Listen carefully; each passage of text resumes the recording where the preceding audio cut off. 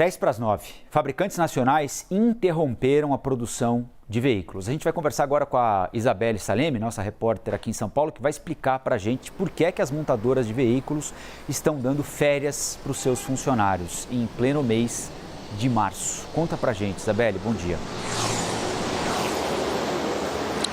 Oi, Colombo, bom dia de novo. Olha, por conta da falta de clientes para comprar a produção. Para você ter uma ideia, no final de fevereiro, ali tinha em torno de 187 mil veículos em estoque. E esse estoque é suficiente para uns 40 dias, sendo que as montadoras normalmente trabalham com estoque menor do que isso, de 30, no máximo 35 dias. Então, várias delas tiveram essa alternativa de entrar em férias coletivas para conseguir compensar aí, adequar a demanda, a produção à demanda que está acontecendo, né? Isso é fruto de quê? De uma desaceleração econômica. A gente tem um cenário de inflação alta e também de alta taxa de juros e por conta disso tudo, muita gente optou por não comprar veículos. Algumas das montadoras, por exemplo, que tomaram essa decisão são as seguintes: GM, Hyundai e a dona das marcas Fiat, Jeep, Peugeot e Citroën, além da Volkswagen também. Por exemplo, a Hyundai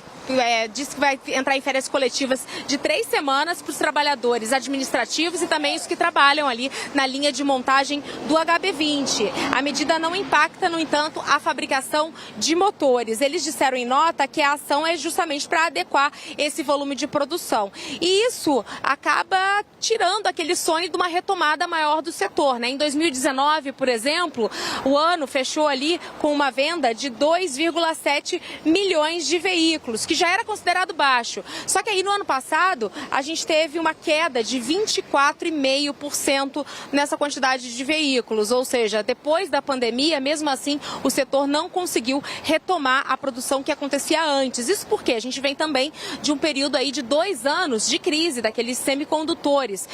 Para se ter uma ideia, nesse período deixou de se produzir 630 mil veículos. Em alguns momentos, na pior parte da crise desses condutores, as pessoas esperavam até 6 meses para conseguir receber o veículo que tinham comprado. A situação está mais tranquila, segundo as montadoras, mas essa crise também ainda não foi totalmente resolvida. A gente entrou em contato com a Associação Nacional dos Fabricantes de Veículos Automotores e eles disseram que não vão se pronunciar. Vão falar a respeito do balanço aí dos últimos tempos, do último trimestre, somente em abril, no dia 10 de abril. E diz que a estratégia de cada uma das montadoras é particular, ou seja, elas decidem se vão optar pelas férias coletivas ou não. Eu volto com você. Valeu, Isabelle. Isabelle Salemi, ao vivo, direto de São Paulo. A Thaís Herédia, nossa apresentadora, analista de economia, já está por aqui para explicar para a gente o que está acontecendo, Thaís. É um movimento natural do mercado? Por que todas essas montadoras estão anunciando férias coletivas juntas? Está vendendo menos do que deveria mesmo? É claro, você estava me explicando aqui fora do ar que a capacidade da indústria é monumental diante do número de vendas, né? Mas é muito menos do que deveria estar vendendo. O que é que está rolando, Thaís? Bom dia. Bom dia, Rafael. Bom dia a todos. Olha, tem um problema de crédito aqui, né? O financiamento do veículo, a compra dos carros é uma compra dependente do financiamento. O financiamento do veículo já tem uma taxa de juro menor do que o crédito comum, porque a lei brasileira dá o carro em garantia. Então, quando a pessoa para de pagar, ela tem que devolver o carro. O Brasil já viveu outras situações de período de aperto dos juros, em que havia até um meme de dizer que os bancos iam virar garagem de carro, porque eles tinham que tomar o carro de volta e tinham aquele ativo. Quer dizer, não é uma conjuntura que colabore para nenhum lado. A indústria automobilística brasileira, Rafael, ela é gigante, ela representa 3% do PIB, quase 20% do PIB da indústria. Então, ela tem um peso relevante. Quando ela toma uma decisão de paralisação, ela provoca uma reação em cadeia. Agora, como reverter isso? É um momento da conjuntura brasileira, da convivência com juros muito altos, que afastam, e realmente os dados de inadimplência desse crédito mostram isso, afastam o consumidor. Fernando Nakagawa, por exemplo, fez esse levantamento ontem de que a inadimplência para o financiamento dos veículos já passa de 5%. É um alerta, uma alta muito significativa de meados do ano passado para cá e acompanha exatamente a trajetória da taxa de juros. A indústria automobilística brasileira, ela é mais produtiva do que outros setores da indústria da transformação, ela tem mão de obra mais qualificada, como eu disse, ela tem uma capilaridade muito grande. Paga salário melhor por isso. Paga salários melhores, é um setor de muita formalidade, né? Especialmente dentro das montadoras, é um setor de emprego muito formal, então há um risco de afetar realmente o desempenho dessa indústria.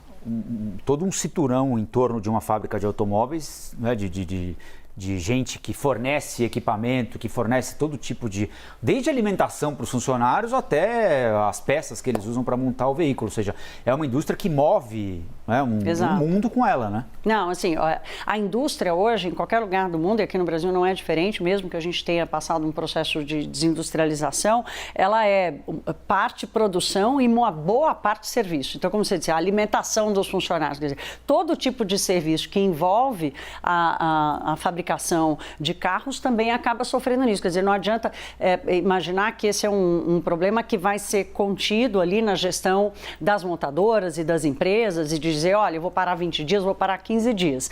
Tem uma capacidade de efeito em cadeia, como eu disse, são 6 mil empresas, desde a empresa que presta o serviço, mas nessa cadeia mais ligada ao setor, a cadeia de autopeças aqui no Brasil, o Brasil é um dos maiores parques de autopeças do mundo. Então, tem um efeito cadeia para isso. Agora, na fonte do problema, realmente está a taxa de juros. O Matheus Apud, nosso editor de economia aqui, fez o levantamento do último dado do Banco Central para a gente. A taxa média do financiamento está em 2% ao mês, o que é considerável, quase 30% ao ano, 28,5% ao ano. O carro é uma prestação fixa e que consome boa parte da renda brasileira. E aí, na hora de pagar ou o carro ou a conta de casa, a pessoa paga a conta de casa. Agora, vamos entender quanto tempo vai demorar, porque a taxa de juros não deve baixar tão cedo, né? Então, tem um ciclo... baixar não vai ser para um nível que permita que o consumo volte a patamares de 2019 ou 2018, por exemplo. Não vai. Agora, só para completar, Rafael, como você disse, a indústria automobilística está com a capacidade ociosa elevadíssima.